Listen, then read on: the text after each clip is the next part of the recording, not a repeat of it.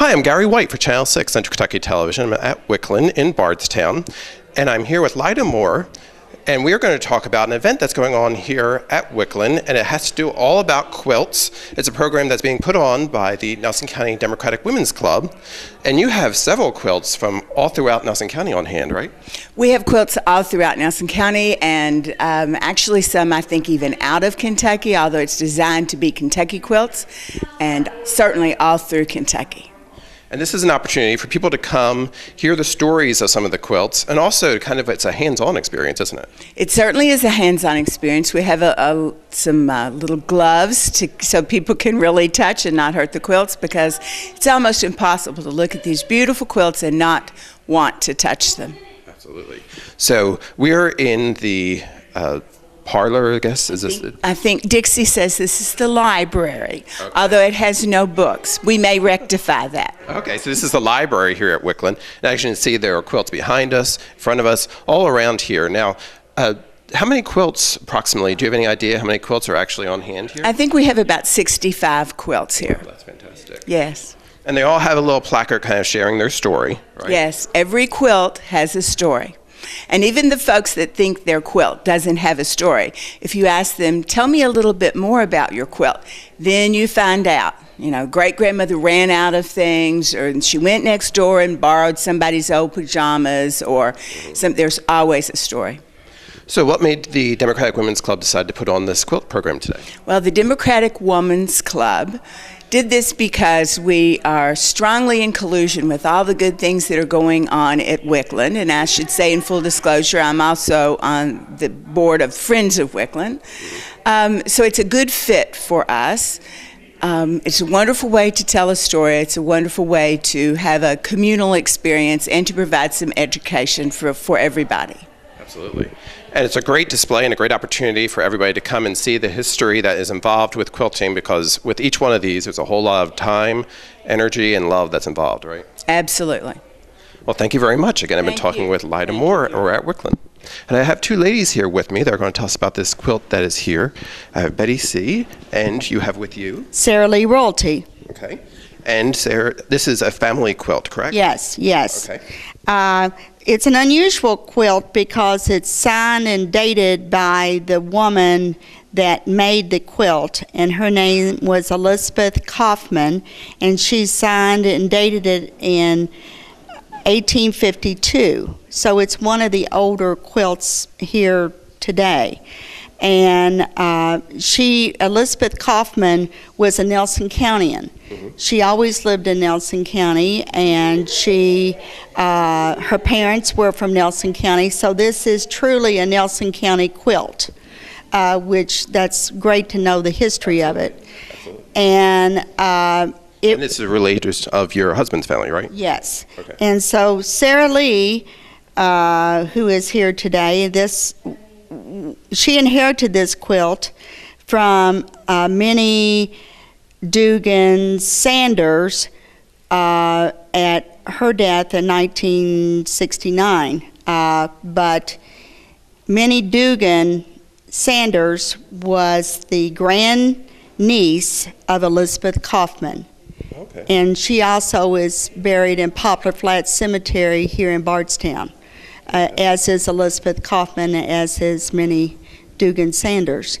And so Sarah Lee was a cousin of within the family, and so when Minnie died, it went to Sarah Lee's mother, Miss Norris Royalty, and then Sarah Lee had it, and Sarah Lee has now given it to me to stay into the family. And so Sarah Lee was born July the 9th, 1921, and she, like Elizabeth Kaufman, has always been a very strong woman and very interested in quilts. So I think it's a real pleasure to know the history of this quilt. Absolutely. And for Sarah Lee to come and see it again today. And it's very nice for her to keep passing it down through the family as well, Yes, right? that's absolutely right. We will never let it get out of the family. That's fantastic. So what kind of quilt is this? It's an applique quilt, and it's unusual because of the small stitching. You seldom see that kind of stitching in a quilt like this. I mean, it's all, when you look at this quilt, it's all hand stitched, and it's still in very good condition. It's also a queen size quilt, which makes it unusual. It's large. Yeah, it's a queen size quilt. So this is how it was in 1852. So Sarah Lee says that they would only use this quilt for like Christmas or when, you know, something that was really special, because otherwise it was protected and put away. Absolutely. And Ms. Royalty, Yeah.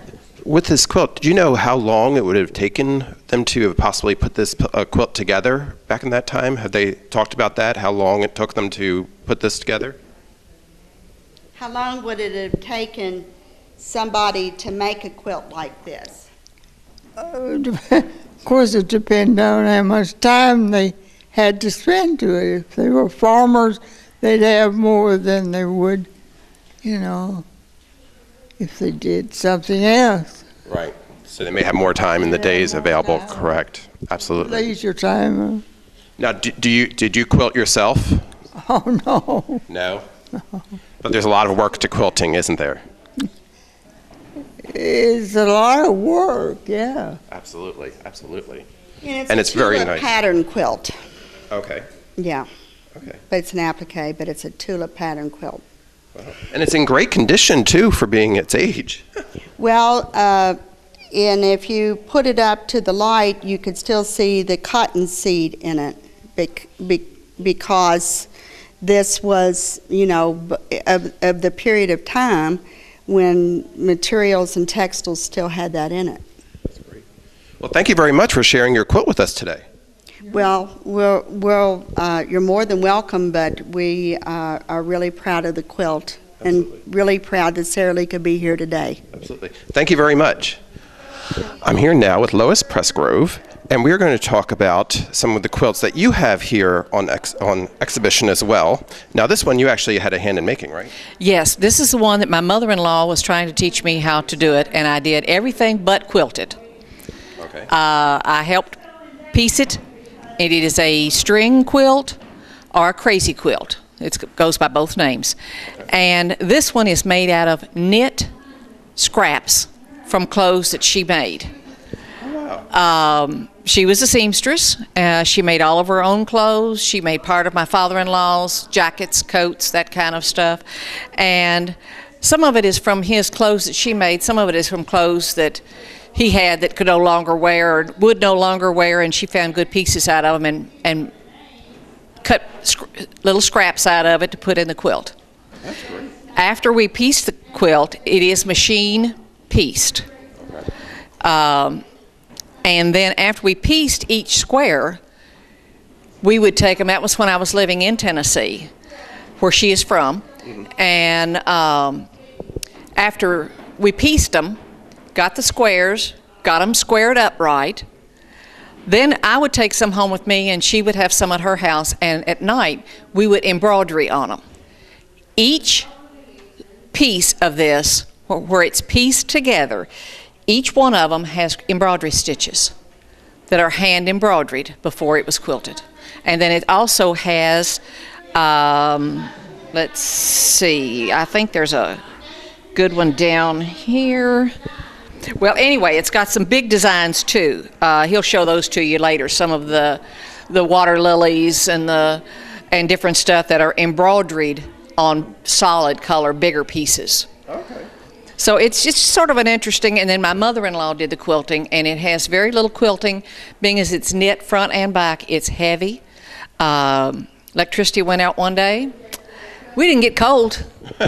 Covered up in this because it's 2 layers of knit. There is nothing, no batting or anything in between it because it was heavy enough with just the batting. I did use this for a bedspread for a number of years. It will fit a queen-size bed. Wow, so it's large as well. So there's lots of steps to putting something together then too, because you had to actually prepare the squares before you could put all the squares together as well, right? Yes, and then this one with the extra step, with the extra embroidering, that even put an extra step in it. Wow. So how long did it take for this whole project to be completed?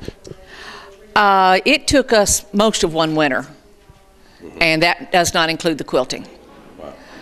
Just the piecing and the sewing it together, and then which would be called piecing, and then the embroidery work on it, the fancy work that we did.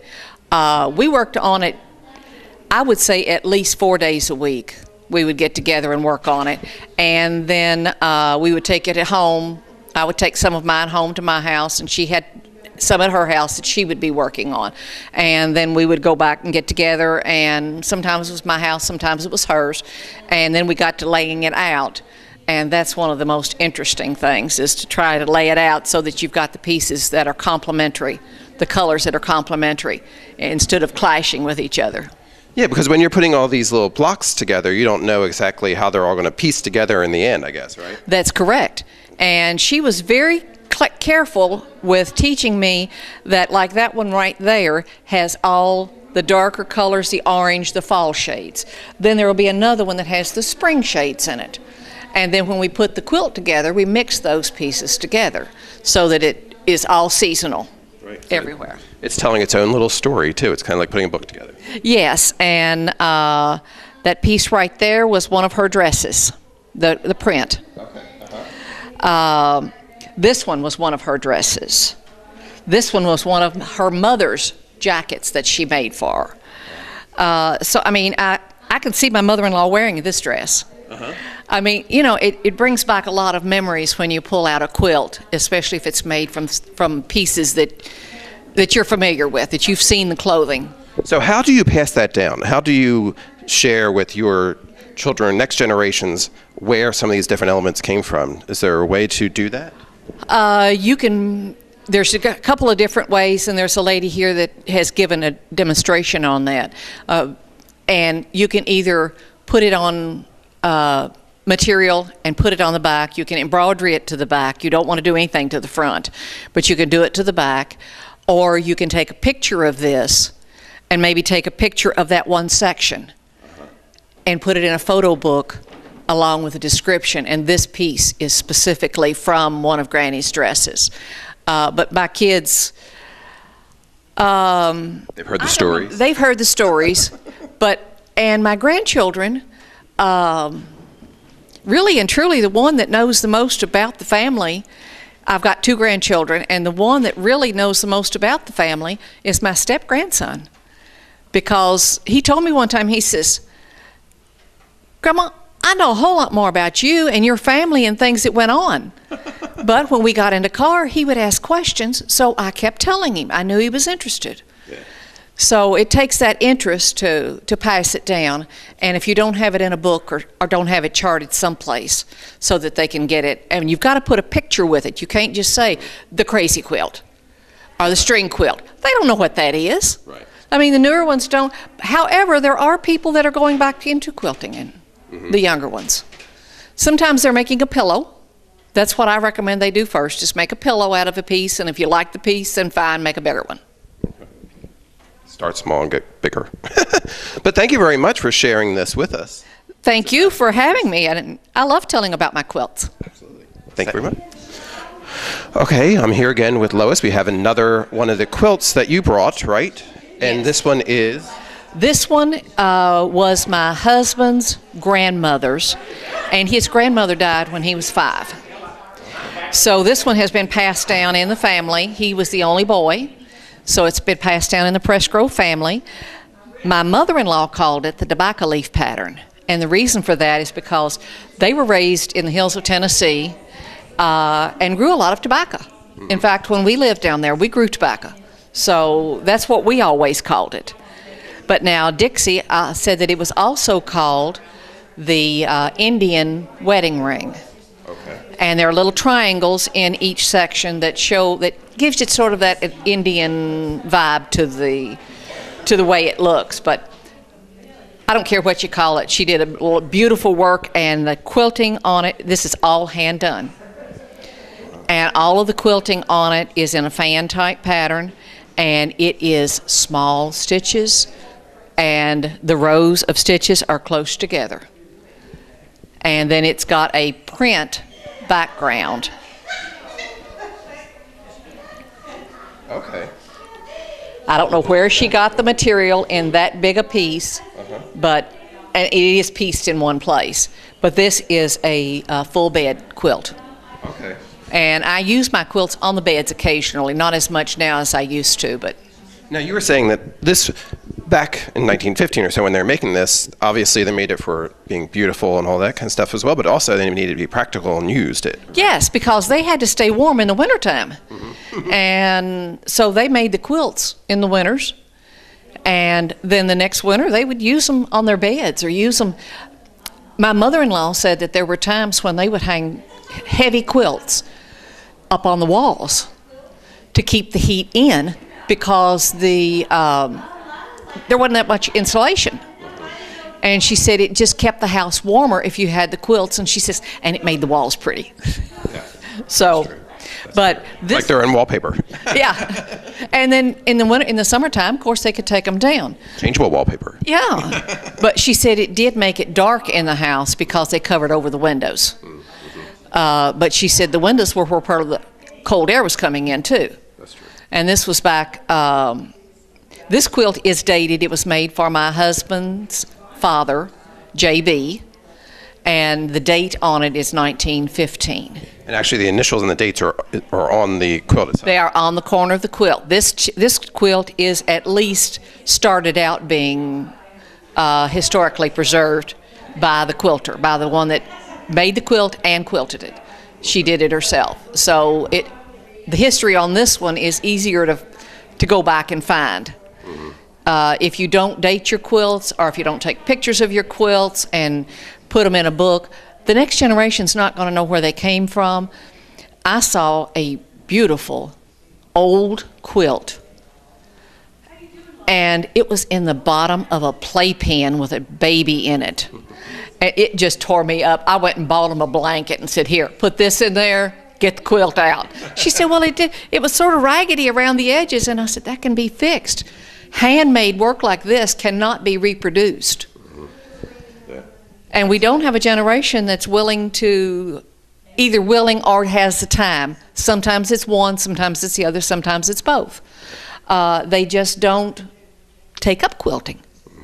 They made little pieces, but big pieces like this, so many people just don't do it.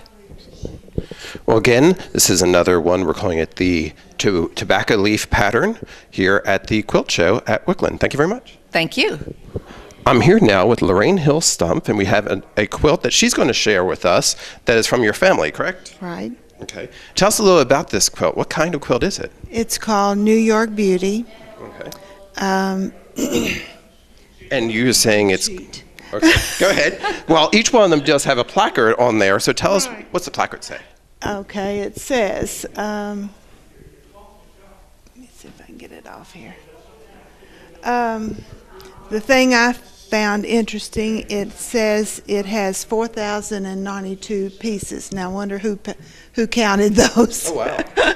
But my great-grandmother pieced this quilt, and she died before it got quilted.